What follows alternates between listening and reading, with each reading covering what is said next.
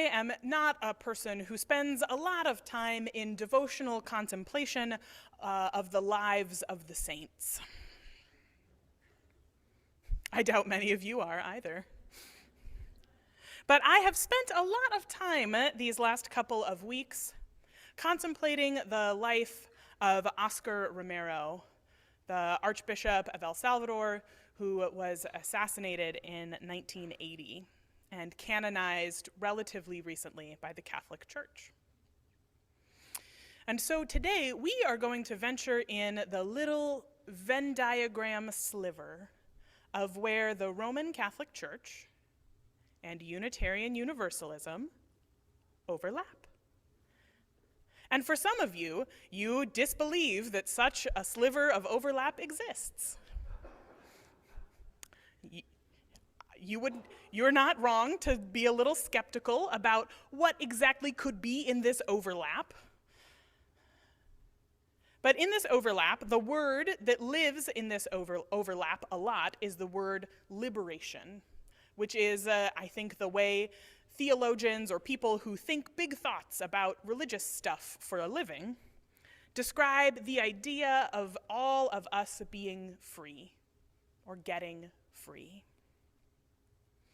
And that liberation theology means a particular thing.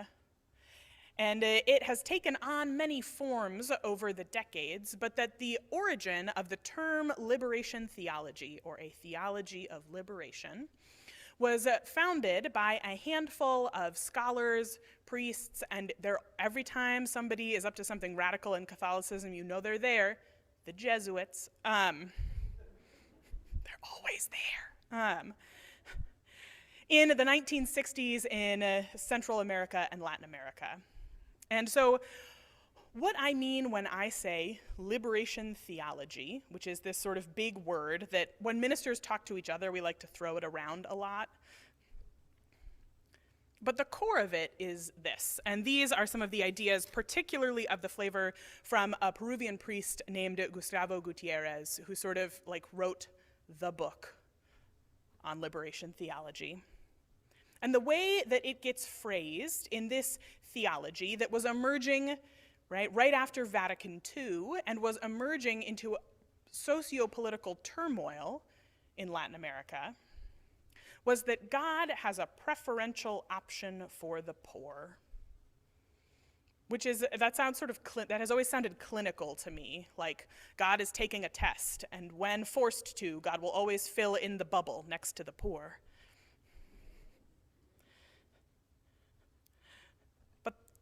Core of the idea is not that God will always choose the poor, but that God suffers alongside the poor.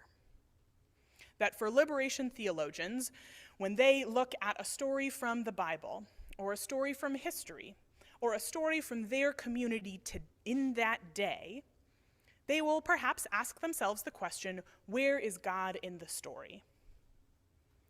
And their answer is that God is always suffering alongside the most marginalized, the most downtrodden. That God suffers alongside those people. Or one way that Father Gutierrez puts it is that the kingdom of God and social injustice are incompatible.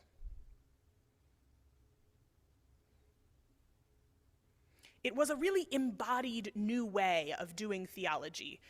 It's not like none of these ideas are there in the Bible or in the Christian New Testament, but it was a way of doing theology that put the ideas that the Catholic Church had about God and people into relationship with a current context, into relationship with what was really happening in people's lives right now. And that piece, where we put our big ideas into relationship with people's real lives, people's real suffering in this world, in this life, that is what's in that little Venn diagram between the Catholic Church and Unitarian Universalism. The idea that we ought to be concerned with what is happening now in people's real lives, that's not somehow separate from our ideas about how our highest values work in the world. It needs to be in conversation with those things. And of course, right, we overlap with like the lefty branch of Catholicism, which surprises none of you. We overlap with the branch of Roman Catholicism that was almost thrown out several times for being Marxists, or at least being accused of being Marxists. They would not have necessarily themselves said that they were Marxists, but you know how it goes. And so this was the set of big ideas, a new way of thinking about God and moving in the world that was happening around Oscar Romero. First when he was a priest, and then when he was Archbishop. And in the beginning, he was very skeptical of these new ideas.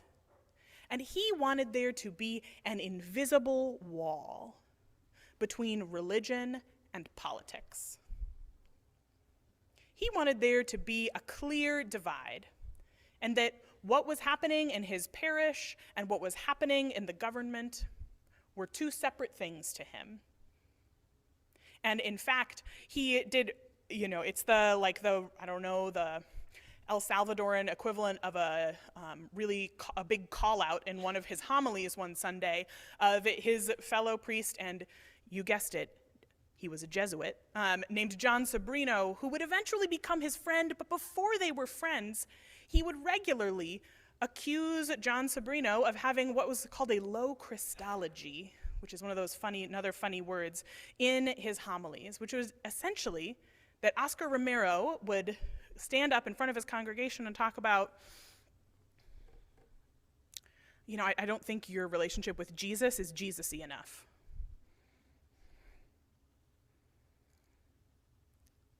So how did that person become a person whose legacy is seen as being one of popular hope, right? Hope for people who feel downtrodden and oppressed.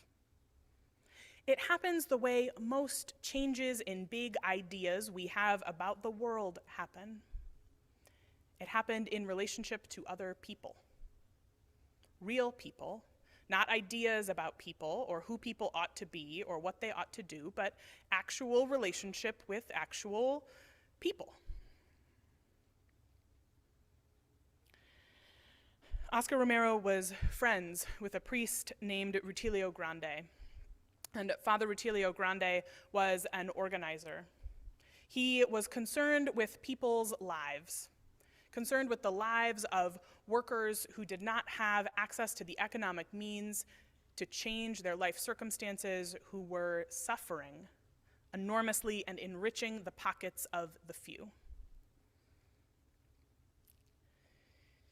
And in March of 1977, Father Rutilio Grande was assassinated for having the audacity to think that being a priest, his faith as a priest, called him to make people's lives better, to alleviate their suffering.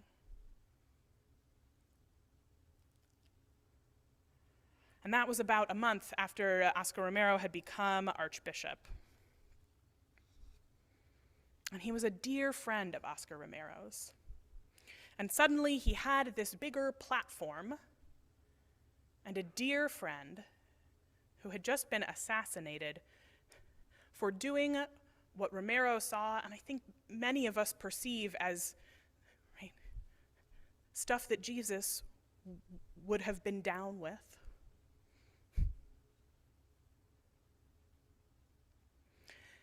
And so Oscar Romero became an outspoken proponent of these new ideas about God's suffering alongside the poor and about the ways that his faith called him to make people's lives better in the here and in the now, as well as in some eternal hereafter. And eventually he became good friends and colleagues with John Sobrino, who he had previously dragged in various sermons of his. And their ideas influenced each other.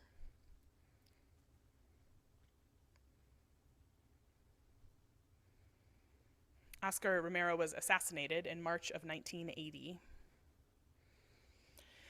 The day before he was assassinated, right? And he was assassinated while saying Mass, not in his parish, but in the chapel of a hospital. The day before he was assassinated, he included this in the last sermon he would give. I want to make a special appeal, he said, to soldiers, National Guardsmen, and policemen. Each of you is one of us. The peasants you kill are your own brothers and sisters. Right. Each of you is one of us. The idea that the armed militias and groups, some of which were officially affiliated with the right-wing government and some of which were technically not, but everyone knew they were affiliated with the right-wing government, who were enacting horrific violence in their communities, that was his plea to them. Each of you is one of us. The harm you do it not just to others, you do it to yourself, to your own human family.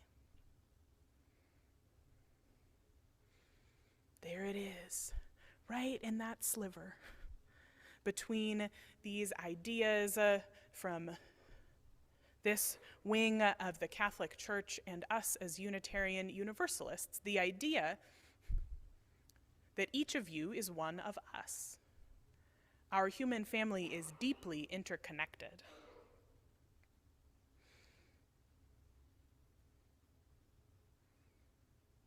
Oscar Romero was radicalized not by how right the ideas were, but by relationship with other people.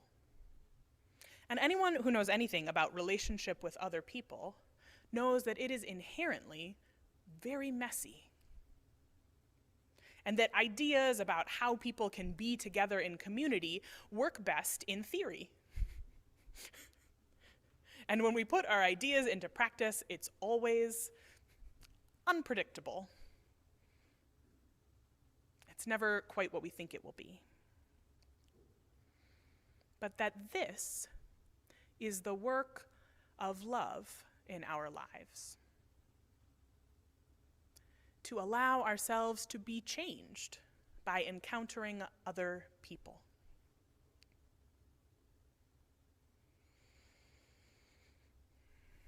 But a funny and distressing thing can happen when we really start to live into the truth that we are all deeply interconnected, that, as Oscar Romero said, each of you is one of us. When we take that idea to heart, we ask ourselves the question, how am I tangled up in that story? Right? When we hear a story about someone else, I wonder at least, how am I tangled up in that story? Where am I? Where do I have relationship in that story? How am I interconnected in that story?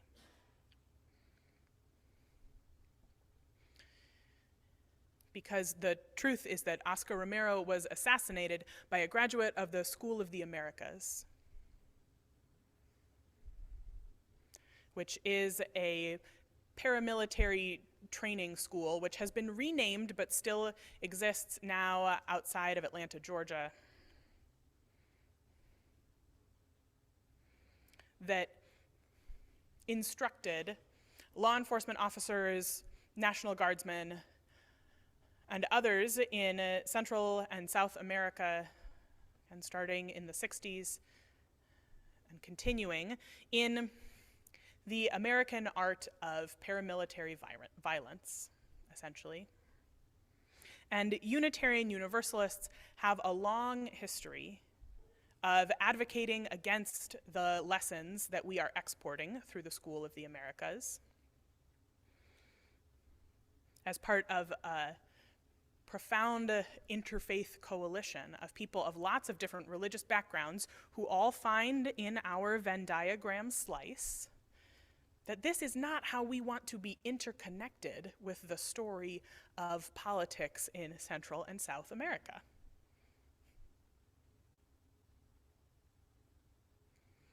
And yet,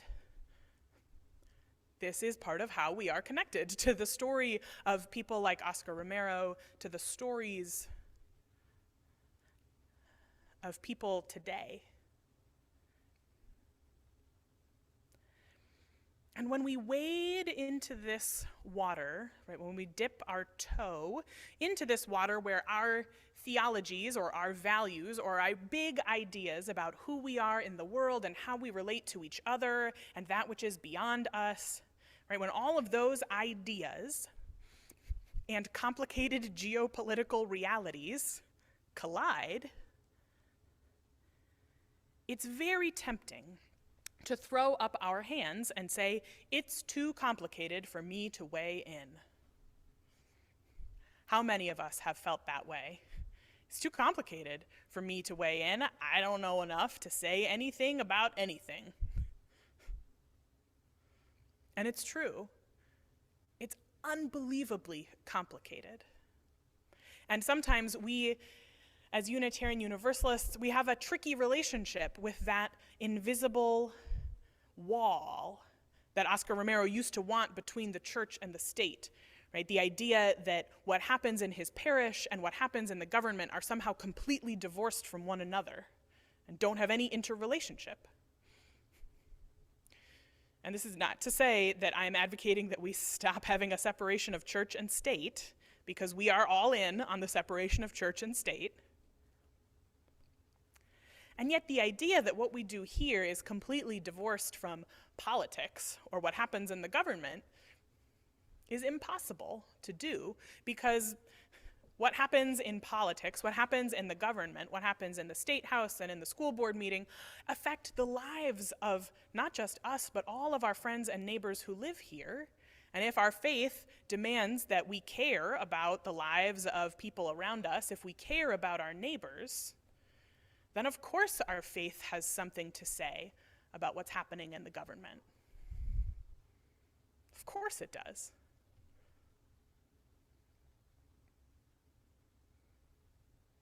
And so when we start to dip our toe into the more complicated parts of what happens when our faith and the political realities, not just locally but globally, it's really tempting to throw up our hands and say, it's too complicated.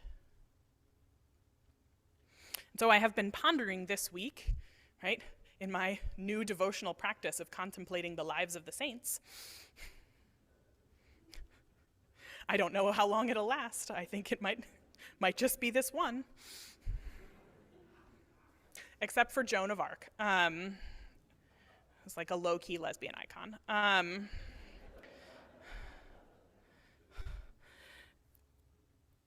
Is that I have wondered to myself, where have I thrown up my hands and said, it's too complicated? I can't weigh in. And yet, when I ask myself the question, where am I in that story? I don't like the answer. I think this week, as I have been pondering Oscar Romero's life, as I have been pondering the tax dollars that paid for the training of the person who assassinated him, about the factory that produced the rifle that killed him, which was a US military rifle. I think we can find those places and those moments where we want to say it's complicated, and yet our tax dollars pay for bombs that we wish were not dropped. Throughout history, but right now, today, in Gaza.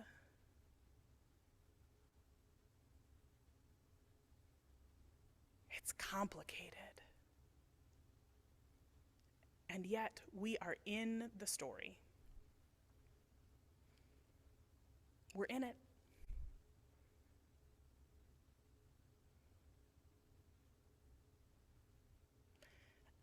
and whether the story is complicated geopolitically or complicated locally.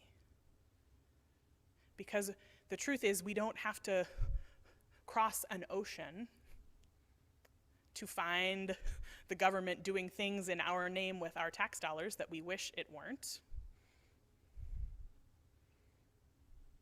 We could go up 41 to a correctional facility in Green Bay with lockdowns and inhumane conditions.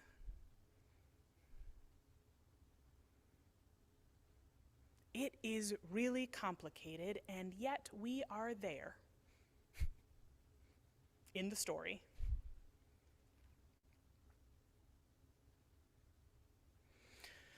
And Oscar Romero's life is an invitation not to write in, we don't canonize people here. So this is not some sort of like advertisement for him or his work necessarily, so much as it is an invitation to wonder what his life might inspire us to do in this moment. And for me, it inspires us to let ourselves be radicalized by relationship, by knowing other people, which is one of those things that sounds sort of, right, it sounds like something Mr. Rogers would say to you, right? The idea that you should let yourself, I mean, I think Fred Rogers would want you to be radicalized by relationship. He might not have used those terms on his PBS program, but I feel confident that they were there. That if you open yourself up to being changed by the experience of other people,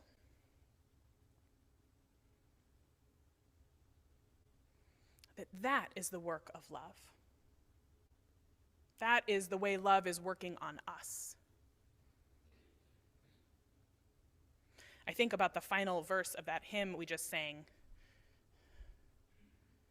which sort of, right, that is the one that like we have added, not we Unitarian Universalists, but that is an add-on to the older version of that song. When tyrants tremble as they hear the bells of freedom ringing, when friends rejoice both far and near, how can I keep from singing? To prison cell and dungeon vile, our thoughts to them are winging. When friends by shame are undefiled, how can I keep from singing? When I open my heart to love, when I let it change me, and in doing so change the story, how can I keep from singing? May we all find new reasons to sing, new places to let that complicated, wonderful, wild, and woolly world of other people change us. May we find ways to let it keep changing us, to keep asking the hard questions, to keep saying, yes, it's complicated, and I'm here. Let's talk. May it be so. Amen.